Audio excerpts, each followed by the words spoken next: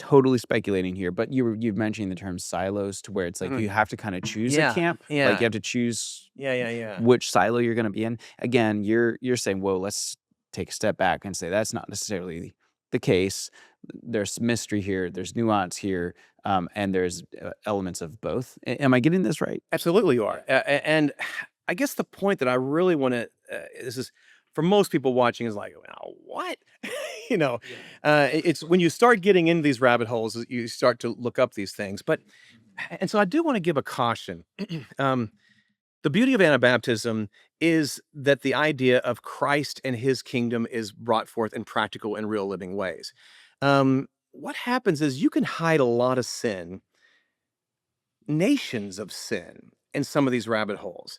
And as you pin through and you start saying, "Oh, this whole train of thought has this," and what David Brousseau and I usually argue, and other patristic guys and that type of way, is that I you have to kind of start from the beginning. And so the things that matter most aren't the things that matter um, um, 1500 or so. When I was in seminary, I had to read the 1,000 pages by Michael Horton, 5 point tulip sniffing Calvinist, And you know what? I loved it. Of all of all the one that my advisor made me read, I liked it because when he spoke, you knew what he was saying.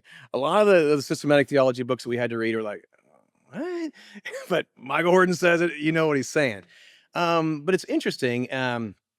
In his thing, it's funny or not funny, it's kind of sad how you build up all this Christology and atonement and soteriology and all that, and then finally at the end you try to tack on a little bit of the morals of Jesus and the teachings of Jesus. The teachings of Christ cannot be separated from the Christology and soteriology of Christ.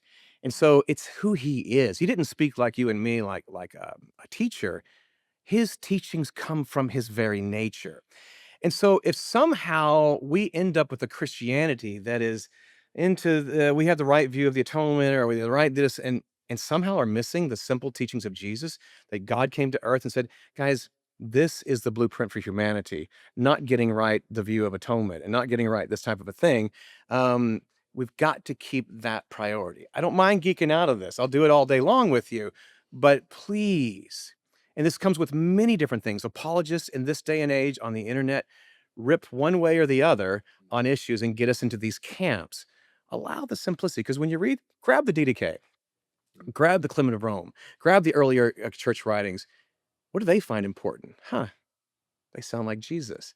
And they say that when the teachings of Jesus are what's important to be kept, and it's what the church should look like. And so, anyway, those are the type of things. So in these other areas, I don't have to have a dogmatic view on the millennial reign, or I don't have to have a dogmatic view on, sorry, well, there's another whole 50 about, I don't have to have one on spelling this out in some particular silo.